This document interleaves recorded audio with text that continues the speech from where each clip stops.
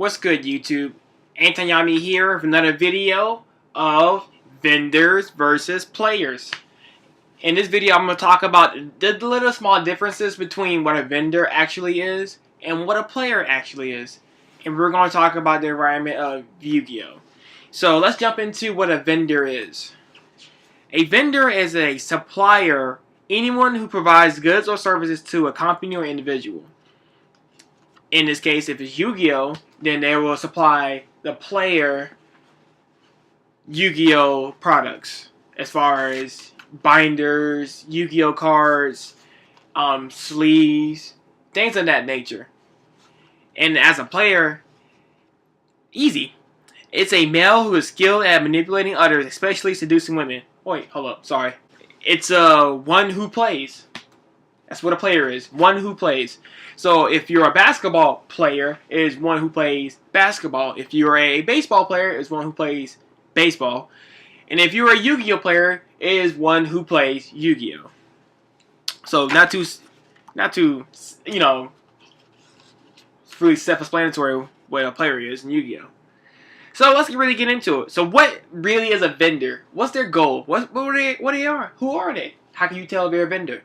It's a business-minded person that provides a business to aid the players, to supply them with Yu-Gi-Oh! Merchandise in general. Like I quoted before, they'll supply you with some of the Yu-Gi-Oh! Cards or anything like that. And also, they're really up-to-date what's going on in the competitive scene. So if they know a certain price of a card or a certain price of anything, they will usually know on the spot. 9 times out of 10, sometimes they might have to look it up because Yu-Gi-Oh! Is really, it fluctuates, it changes almost every hour, if you can almost believe it. If it could be 30 cents, 40 cents, $1, $10, like they have to be on their game. And a lot of times they will like to check behind themselves before they make a decision, so they could be, beneficial to them. Because again, if they're a vendor, they're a supplier, which means if they're a supplier, they're a type of people that they would like to make money because they're technically a business. So a Yu-Gi-Oh! Vendor is technically a walking business, if you want to believe that or not. And I mean, vendors can be located almost anywhere at your Yu-Gi-Oh! Locals, like a random card shop. Maybe places like I can't really think of any big time vendors right now. Like ARG might be a big vendor that is out there doing some things, and TCG player and things of that nature. Like those could be, businesses that are vendors. And also you might find these people at your YCSs or regionals or worlds, etc.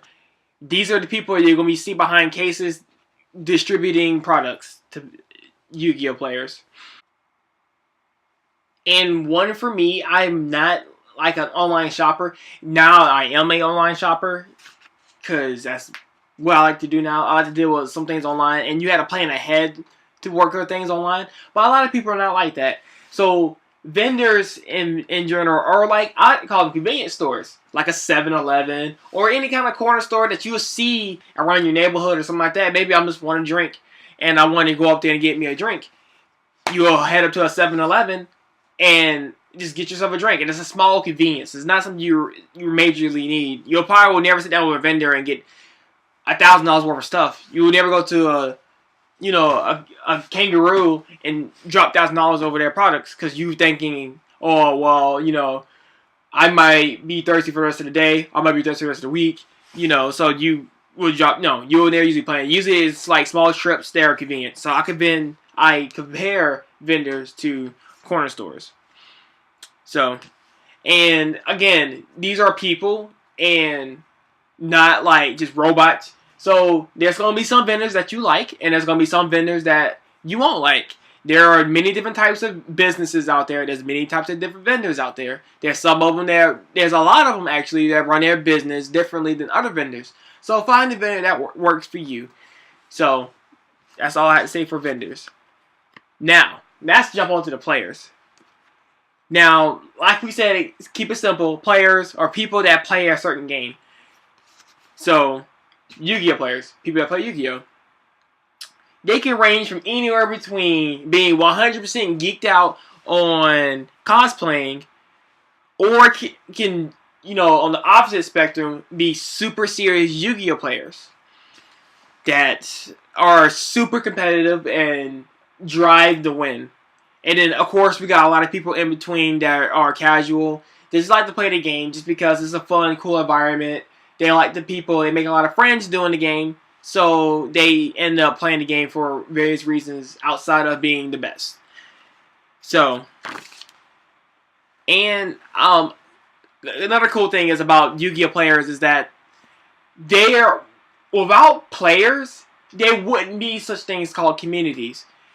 So, again, let's go to basketball. So, if there wasn't a basketball team, there would be no such thing as a basketball coach. So, it wouldn't be such things as Yu-Gi-Oh players. There wouldn't be such things called Yu-Gi-Oh vendors, because vendors give supplies to the player, which grows the community. And without players, there's no such thing. Impossible. Can't have players. If you can't have players, you can't have the actual game. So keep that in mind. And a vendor, just think about that. Another thing, like think about like a vending machine.